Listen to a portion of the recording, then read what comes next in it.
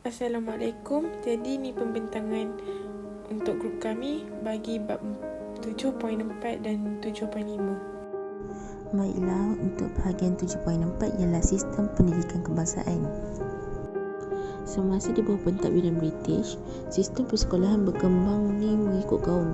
Jadi terdapat sekolah vernakular Melayu, sekolah vernakular Cina dan sekolah vernakular Tamil.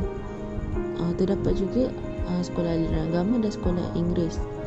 Bagi Sabah Sarawak, dia terbagi kepada sekolah vernakular Melayu, sekolah Cina dan sekolah membalik Kristian. Disebabkan sistem persekolahan yang menggunakan bahasa pengantar dan kurikulum yang berlainan, ini menyebabkan persatuan antara kaum susah untuk dibentuk. Jadi masyarakat tak dapat nak satu padu bagi melahirkan satu identiti bangsa dan negara.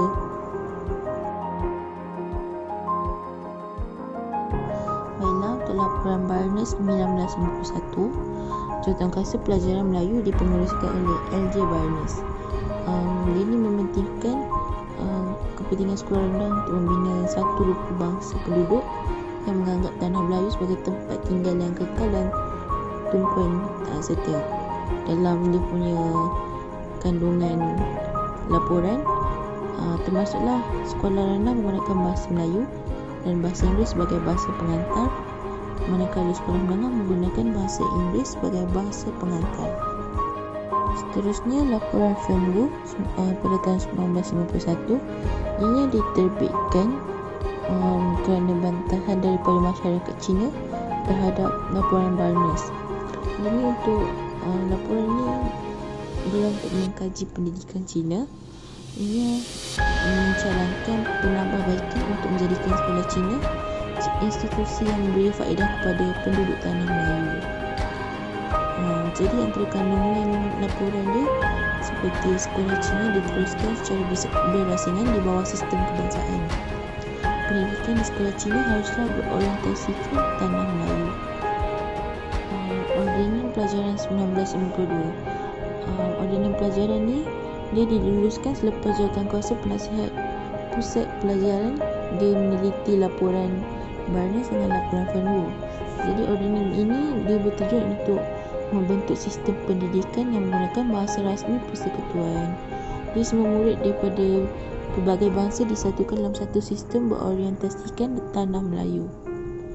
Antara perkara yang termaktub dalam Ordinan Pelajaran 1952 ni, seperti tanah Melayu mempunyai dua jenis sekolah rendah, iaitu sekolah yang menggunakan bahasa Melayu dan bahasa Inggeris sebagai bahasa pengantar. Manakala bahasa Cina dan bahasa Tamil diajar sebagai bahasa ketiga di sekolah rendah sekiranya terdapat 15 orang murid daripada kumpulan yang sama. Maksudnya macam kalau ada 15 orang murid daripada kumpulan yang sama, so dia akan gunakan bahasa Tamil atau bahasa Cina. Manakala sekolah menengah dia menggunakan bahasa Inggeris sebagai bahasa pengantar. Seterusnya ialah laporan Woodhead di Sarawak dan Sabah 1995. So E.W. Woodhead ni merupakan ketua pegawai pelajaran dari Britain. Dia datang untuk meninjau perkembangan pendidikan dan membuat cadangan pendidikan di Sabah dan Sarawak. Antara cadangan laporan ni termasuklah memperkasa pendidikan peringkat rendah dan menengah, menitik beratkan kepentingan bahasa Inggeris sebagai bahasa pengantar, mewujudkan sistem pembiayaan pendidikan yang teratur.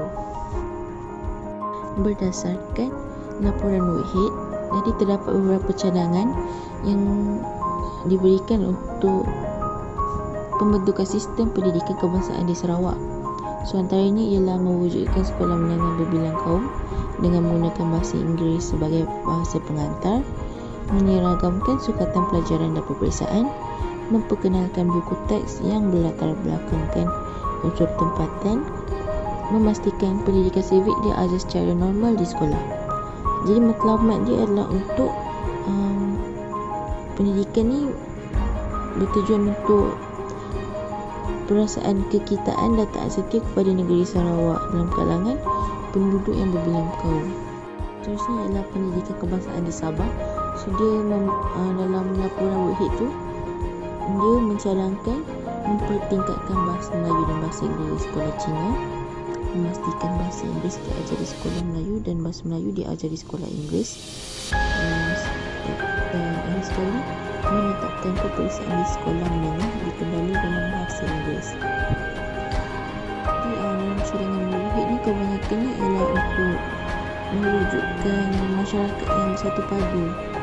So maksudnya macam perasaan kebersamaan kalangan kaum dekat satu negeri itu seperti di Sabah dan Sarawak.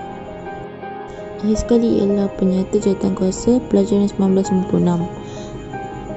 Pada ketika itu, jawatankuasa pelajaran dipenerusikan oleh Dato' Abdul Razak Husin selaku Menteri Pelajaran. Jadi penyata jawatankuasa pelajaran 1996 ni ditubuhkan untuk mengkaji semula sistem pendidikan yang sedia ada. Jadi penyata jawatankuasa pelajaran 1996 ni dia mengemukakan teras pembentukan sistem pendidikan kebangsaan. Hasrat dia ataupun tujuan dia adalah untuk memupuk integrasi dan perpaduan dalam kalangan rakyat berbelang kaum. So antaranya melalui dengan sistem persekolahan yang sama bagi kanak-kanak daripada semua bangsa, bahasa kebangsaan sebagai bahasa pengantar utama, dan kandungan kurikulum yang seragam dan bercorak kebangsaan. Selain itu, penyata jawatankuasa ini dia mencadangkan sekolah umum ataupun sekolah rendah menggunakan bahasa Melayu, sekolah jenis umum ataupun sekolah rendah menggunakan sama ada bahasa Inggeris, bahasa Cina atau bahasa Tamil. Seterusnya ialah bahasa Melayu dan bahasa Inggeris dijadikan mata pelajaran wajib di semua sekolah. Sekolah menengah kebangsaan menggunakan bahasa Melayu sebagai bahasa pengantar, manakala bahasa Inggeris menjadi mata pelajaran. Jadi penyata jawatankuasa pelajaran 1996 ni dia menjadi asas kepada pembentukan sistem pendidikan kebangsaan.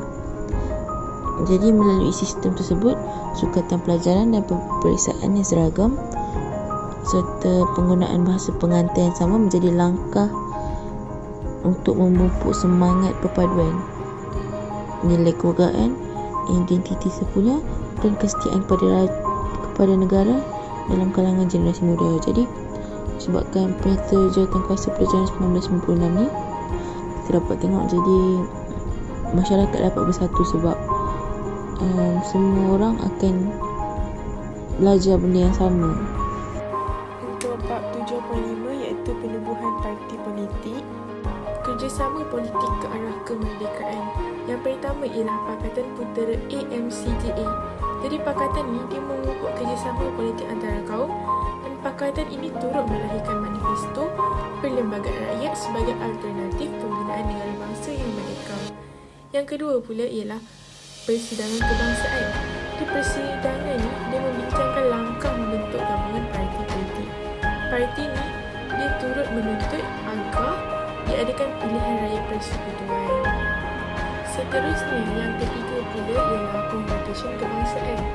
Convocation ini diadakan pada bulan Ogos 1994, dan Convocation ini membincangkan usaha ke arah kemerdekaan dan masa depan tanah Melayu.